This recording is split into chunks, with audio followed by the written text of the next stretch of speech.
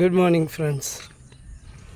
രാവിലെ as usual എക്സസൈസൊക്കെ കഴിഞ്ഞ് ചാറ്റമഴയുണ്ട് എങ്കിലും നമ്മൾ അത് പൂർത്തിയാക്കി, മിനിമം നമ്പേഴ്സിൽ പൂർത്തിയാക്കി പോരും. അപ്പം ഞാൻ പെട്ടെന്ന് നിങ്ങളുമായിട്ട് സംസാരിക്കാനായിട്ട് കാര്യം, 2 ദിവസമായിട്ട് ഭയങ്കര തിരക്ക് പിടിച്ച ദിവസങ്ങളെ.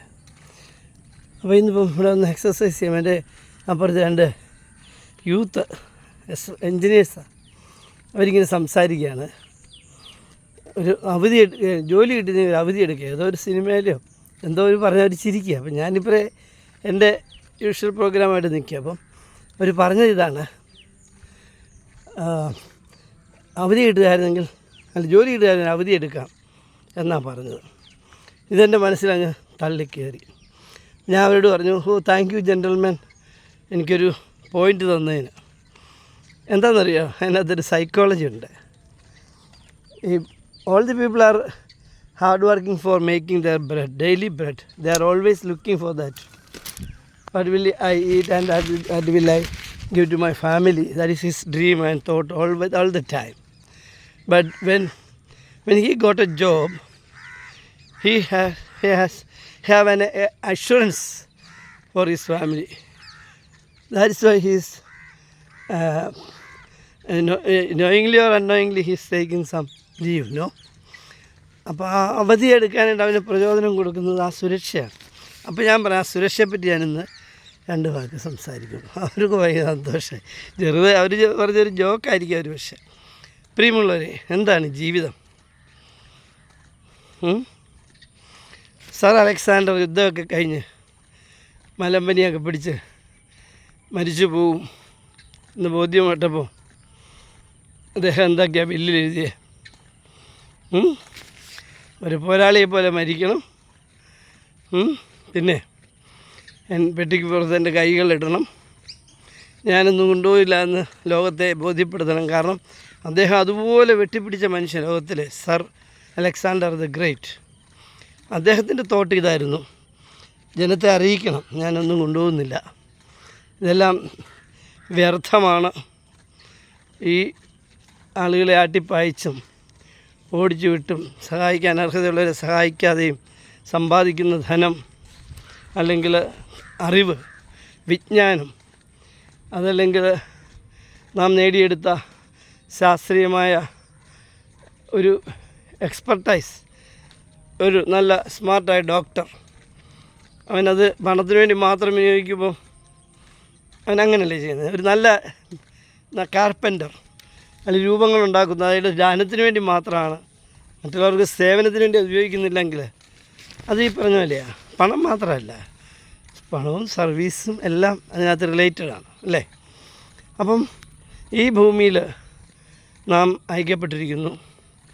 അതുതന്നെ പഠിക്കുന്നവർക്ക് മനസ്സിലായി. അതിൻ്റെ ക്രോമസോമിൻ്റെയൊക്കെ ഇത് വെച്ച് അതീവഭാഗ്യവാനാണ് ഒരു കുഞ്ഞായി ജനിക്കുന്നത്, അല്ലേ?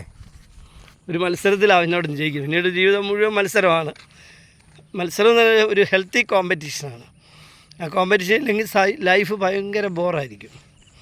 മത്സരിക്കാനൊന്നുമില്ല, നമുക്കെല്ലാം കിട്ടുന്ന അങ്ങനെയുള്ള കുട്ടികൾ പലപ്പോഴും സാമൂഹ്യ ജീവിതത്തിൽ പരാജയമായിരിക്കും. ഫൈറ്റ് ചെയ്ത് വരുന്നവരാണ് എപ്പോഴും കയറിപ്പോകുന്നത്. ഓക്കെ, എനിഹാവ് എന്തായാലും ജോലി കിട്ടിയിട്ട് വേണം അവധി എടുക്കാമെന്ന് പറഞ്ഞ ചെറിയ നുറുങ്ങിലാണ് ഇന്ന് നമ്മുടെ വിഷയം നമ്മൾ ഏറ്റെടുത്തത്. തീർച്ചയായിട്ടും ഈ നമ്മൾ മലയാളികൾ, അല്ലെ കേരള, പീപ്പിൾ ഓഫ് കേരള എങ്ങനെയാണ് ഇത്ര ഉയരുന്നതെന്നറിയാമോ? അവൻ്റെ ആ നമ്മൾ ഇന്ത്യയിലെ പോലെ തന്നെ കാട്ടിയാധികാരായിരുന്ന ആളുകൾ തന്നെയാണ്. വ്യത്യസ്തം ഇവിടെ ഉണ്ടായിരുന്ന ആരാ? ഇന്ത്യ എന്ന് പറയുന്ന സംഭവം ഉണ്ടായത് തന്നെ സ്വാതന്ത്ര്യ ശേഷം എത്ര കാലം, റിപ്പബ്ലിക്കോട് കൂടിയാണ്, അല്ലേ? അതായത് എല്ലാം ഗ്രാമങ്ങൾ, ചെറിയ മറിയപ്പള്ളി രാജ്യം, പന്തളം കൊട്ടാരം, ഇങ്ങനെ ഓരോ കൊട്ടാരങ്ങളൊക്കെ ആയിരുന്നു. പാക്കൽ കൊട്ടാരം. അവിടെ നമ്മളെല്ലാം വന്നു. നമ്മളെല്ലാം ഒരു സിവിലൈസ്ഡ് മാനായി. ഇന്ത്യയിലെ എല്ലാവർക്കും കിട്ടിയ അവസരമാണ് കേരളത്തിലുള്ളവർക്കും കിട്ടിയത്. അല്ല, കേരളക്കാർക്ക് പ്രത്യേകമായ അവസരമൊന്നും ദൈവം തന്നില്ല. പക്ഷേ എന്ത് സംഭവിച്ചു? നമുക്ക് കിട്ടിയ ഉന്നത വിദ്യാഭ്യാസം, ഇംഗ്ലീഷ് വിദ്യാഭ്യാസം, അതൊക്കെ മിഷണറിമാരിൽ നിന്നൊക്കെ കിട്ടിയതായിരിക്കും അവർ. പക്ഷേ നമ്മുടെ സ്റ്റേറ്റിന് ഇപ്പോഴും പൂർണ്ണമായി വിദ്യാഭ്യാസം പ്രൊവൈഡ് ചെയ്യാൻ സാധിച്ചിട്ടില്ല. പക്ഷേ അത് എല്ലാവരും കൂടെ ചേർന്നാണ് അത് സാധിച്ചിരിക്കുന്നത്, അല്ലേ? എന്തുണ്ടായി? ലോകത്തിലെ ഏറ്റവും വലിയ രാജ്യങ്ങളെപ്പോലും വെല്ലുവിളിക്കുന്ന രീതിയിൽ ആരോഗ്യരംഗത്താണേലും വിദ്യാഭ്യാസ രംഗത്താണേലും സാമൂഹ്യ സേവന രംഗത്താണേലും തൻ്റെ കൂടെ പട്ടിണി കിടക്കുന്ന പാവപ്പെട്ടവനെ കരുതുന്ന കാര്യത്തിലായാലും ചാരിറ്റിയുടെ കാര്യത്തിലായാലും നമ്മൾ ഒത്തിരി മുമ്പിലോട്ട് പോയി. BBC നടത്തിയ പഠന റിപ്പോർട്ടിൽ പറയുന്നു, പട്ടിണിയില്ലാത്ത ടൗണുകളിൽ കോട്ടയം ടൗണാണ് തിരഞ്ഞെടുക്കപ്പെട്ടത്. നമ്മളിങ്ങനെ ബോസ്റ്റ് ചെയ്യുന്നതല്ല, എന്തെങ്കിലും പറയുന്നതല്ല. അപ്പോൾ അതിനെപ്പറ്റി പഠിച്ചിട്ട് അവർ പറഞ്ഞത്, ഒരുവൻ മറ്റൊരുവനെ സഹായിക്കാൻ എപ്പോഴും വ്യഗ്രതയാണ്. നീ കഴിച്ചോ കഴിച്ചില്ലയോ എന്ന് ചോദിക്കാൻ ഒരു ദുർമനസ്സും ഇല്ല. അത് കൊടുക്കാൻ അവർ സന്നദ്ധരാണ്. അതുകൊണ്ടാണ് ഒരു ടൗണാകെ, ഇപ്പം ഇന്ന് ആ ടൗണൊക്കെ പോയി ജില്ല പോയി സംസ്ഥാനമാകെ വരികയാണ്.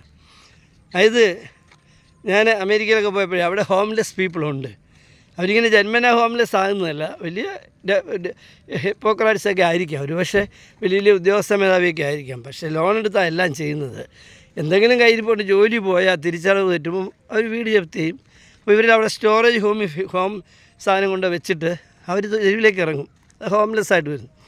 പക്ഷെ അങ്ങനെ പോലും നമ്മുടെ കേരളത്തിൽ നിന്ന് ആലോചിച്ച് നോക്കിയേ, ഹോംലെസ്സിൻ്റെ നമ്പർ വളരെ കുറഞ്ഞിരിക്കുന്നു. ഏതാണ്ട് 12,000-ഓളം അടുത്തെന്ന് തോന്നുന്നു. ലക്ഷങ്ങളിൽ നിന്ന് നമ്മുടെ ജനങ്ങളുടെയും ഗവൺമെൻറ്റിൻ്റെയൊക്കെ ഇച്ഛാശക്തിയാണ്, ആ ശാസ്ത്രീയമായ കാഴ്ചപ്പാടാണ്. ഭവനമില്ലാത്തവരില്ലാത്ത ഒരു സംസ്ഥാനം വേണമെന്നാണ് നമ്മുടെ സർക്കാരിൻ്റെ ലക്ഷ്യം.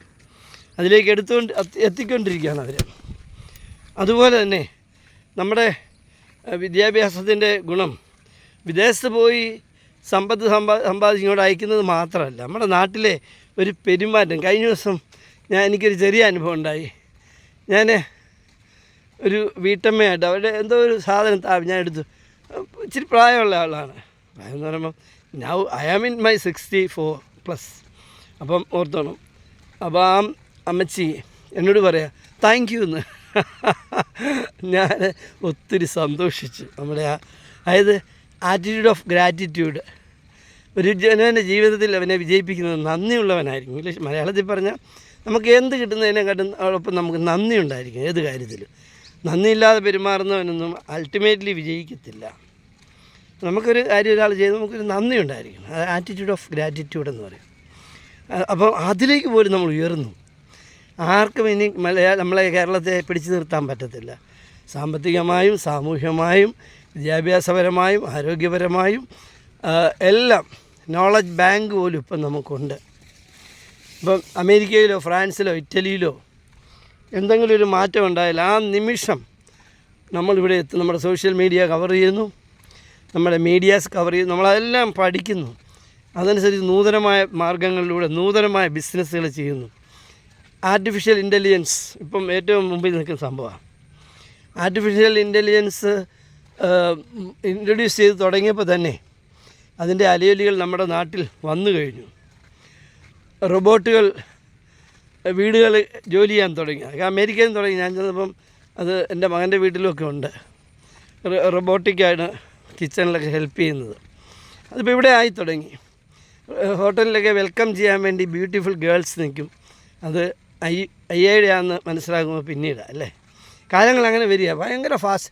പണ്ട് കമ്പ്യൂട്ടർ വന്നപ്പോൾ നമ്മൾ പേടിച്ചതുപോലെ ഇനിയിപ്പം ഡ്രൈവർലെസ് കാറുകൾ. ഇപ്പോൾ തന്നെ സിംഗപ്പൂരിലെ ടാക്സികൾ മുഴുവൻ ഡ്രൈവർലെസ്സാണ്. അതിപ്പോൾ വരും, നമ്മുടെ നാട്ടിലേക്കും പെട്ടെന്ന് വരും. അമേരിക്കയിലൊക്കെ ഒരു 10 വീടെടുത്താൽ 2 വീട്ടിൽ ഡ്രൈവർലെസ് കാറുണ്ട്. ഇന്ത്യയിലേക്കും വരും പെട്ടെന്ന്. അപ്പോൾ ഓരോ രംഗവും ഓർത്തോണം എത്രമാത്രം ഫാസ്റ്റ്. അപ്പോൾ അതിനൊത്ത തരത്തിൽ മത്സരിച്ച് മുമ്പോട്ട് പോകാൻ നമ്മൾ ഒരുങ്ങണം, പഠിക്കണം. അതാണ് കാലഘട്ടം. അല്ല പുറകോട്ട് നിന്നിട്ടോ പൊട്ടിക്കരഞ്ഞിട്ടോ വല്ല കാര്യമുണ്ടോ? പണ്ട് state bank of Travancore head ഓഫീസിൽ ഞാൻ പറയുമായിരുന്നു പല കാര്യത്തിനും. അപ്പോൾ ഒരു 100-150 സ്റ്റാഫ് ഇരുന്ന് വലിയൊരു ബിൽഡിങ്ങിൽ അവരൊക്കെ എന്തോ ചെയ്യുന്ന ഗമയോടെ ചെയ്യുകയാണ്. നമ്മൾ ചോദിച്ചാൽ മുഖം ഉയർത്താനൊക്കെ വലിയ വിഷമമായിരുന്നു. ഇന്നെന്താ സ്ഥിതി?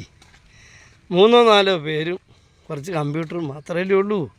ഒരു സ്ട്രോങ് റൂമുണ്ട് പണ്ട്. പക്ഷേ പണ്ടത്തെ പോലത്തെ അത്ര വലിയ സ്ട്രോങ് റൂമൊന്നുമില്ല ഇപ്പം അതും കുറഞ്ഞു. അതിൻ്റെ അത്ര ആവശ്യമൊന്നുമില്ല. സെക്യൂരിറ്റിക്ക് അത്ര പാടുപെടേണ്ട കാര്യമില്ല.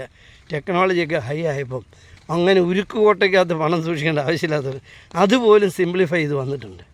അപ്പോൾ ഞാൻ പറഞ്ഞു വന്നത് നമ്മുടെ ഈ ഉയർച്ച അവിടെയാണ്. ആ യുവാക്കൾ ഇന്ന് രാവിലെ സംസാരിച്ചപ്പോൾ അതായത് ഒരു ജോലി കിട്ടിയിട്ട് വേണം അവധിയെടുക്കാൻ. അവർക്ക് സെൽഫ് എംപ്ലോയിഡാണ്. അപ്പോൾ അവർക്ക് അവരുടേതായ ഇതുണ്ട്, ശരിയാ. But they are making more money. ജോലി ചെയ്യുമ്പോൾ നമുക്ക് കിട്ടുന്ന ശമ്പളം അത് ഒരു ലിമിറ്റഡാണ്. When we are doing some business or something else ourselves, we are employed some persons and we are the boss there, and but naturally we will get more profit, and in the meantime we are getting more stress, right? അതാ അവരത് പറയാൻ പറ്റും. തീർച്ചയായിട്ടും stress എടുക്കുന്നവൻ, tension എടുക്കുന്നവനെ ജീവിതത്തിൽ വിജയിക്കത്തുള്ളൂ. അവരങ്ങ് പാറി പോവും. നമ്മൾ ചെറിയ ചെറിയ ജോലികളുമായിട്ട് ക്ലർക്കോ ഏതെങ്കിലുമൊക്കെ ഒരു ചെറിയ സ്ഥാപനത്തിൽ നേഴ്സോ അല്ലെങ്കിൽ ഇച്ചിരിയുടെ മുന്തിയ തരത്തിൽ ഡോക്ടറൊക്കെ ആയിട്ടിരിക്കും. പക്ഷേ എൻ്റർപ്രനേഴ്സ് എന്ന് പറയുന്ന വിഭാഗമുണ്ട്. അവരാണ് നാടിൻ്റെ ഓമനകൾ. അവർ നാട് ഭരിക്കും. ഏത് രാഷ്ട്രീയക്കാരനും അവൻ്റെ മുമ്പിൽ മുട്ടുകുത്തും. അവിടെ ചെല്ലും, ഒളിഞ്ഞും തെളിഞ്ഞും തന്ന് 50,000 1 ലക്ഷം രൂപ ഭിക്ഷ മേടിക്കുന്നവർ മേടിച്ചു പോകും. പക്ഷേ അവൻ കുറേ കുറ്റങ്ങളൊക്കെ പറഞ്ഞിട്ട് ഈ 50,000 കൊടുക്കും. എന്നിട്ട് അവൻ രാജാവിനെ പോലെ ജീവിക്കും. അതുകൊണ്ട് എൻ്റർപ്രനർഷിപ്പ് നമ്മൾ ശ്രദ്ധിക്കണം. ഇനി നമ്മൾ അതിലേക്കാണ് കൈവരേണ്ടത്. AI വിട്ടുകളയരുത്. ആർട്ടിഫിഷ്യൽ ഇൻ്റലിജൻസ് വിട്ടുകളയരുത്. AI അത് വളരെ സാധ്യതയുള്ളതാണ്. നമ്മുടെ കുടുംബത്ത് പോലും സാധ്യതയുള്ളതാണ്. നമ്മുടെ ജീവിതത്തിൽ അങ്ങോളം ഇങ്ങോളം സാധ്യത, അതിനെപ്പറ്റി കൂടി പഠിക്കാൻ ശ്രമിച്ചുകൊണ്ട് ഉയർന്നത്. കഴിഞ്ഞ ദിവസം എൻ്റെ മകളൊരു ഫോട്ടോ എനിക്ക് അയച്ചത്. ഞാൻ ഇതാരും ഈ ഫോട്ടോ എടുത്തേ. അപ്പോൾ അവൾ ചിരിച്ചുകൊണ്ട് പറഞ്ഞു, പപ്പ ഇത് ആർട്ടിഫിഷ്യൽ ഫോട്ടോഗ്രാഫിയാന്ന് പറഞ്ഞു. അത്രയ്ക്ക് കാലം മാറി. നമ്മൾ മനസ്സിലാക്കേണ്ട കാര്യങ്ങളാണ്. നമ്മൾ ഉയർന്ന് ചിന്തിച്ചില്ലെങ്കിൽ നമ്മൾ പുറകോട്ട് പോകും, ഉയർന്ന് പഠിച്ചില്ലെങ്കിൽ പുറകോട്ട് പോകും. അതുകൊണ്ട് എല്ലാവർക്കും ഒരു ഫാൻറ്റാസ്റ്റിക് മോർണിംഗ് നേരുന്നു. Be positive. കുശുമ്പും കുന്നായ്മയും പറഞ്ഞ് നമുക്ക് ലഭിക്കാനുള്ള സ്വർഗം നശിപ്പിക്കരുത്. മറ്റുള്ളവരെ പരദൂഷണം പറഞ്ഞ് കടലിലെറിയപ്പെടരുത്. നമുക്ക് മറ്റുള്ളവരെ സഹായിച്ചും സ്നേഹിച്ചും പോസിറ്റീവായിട്ട് ചിന്തിച്ചുകൊണ്ടും മുമ്പോട്ട് പോകാൻ ശ്രമിക്കാം. Okay, all the best. Have a fantastic successful day. Praise our god. Thank you. It's me Simon. YouTube ചാനലിലും ഈ വീഡിയോ ഇടുന്നുണ്ട്. നമ്മുടെ ഫേസ്ബുക്ക് മാത്രമല്ല, യൂട്യൂബിൽ it's me Simon. Okay, thank U.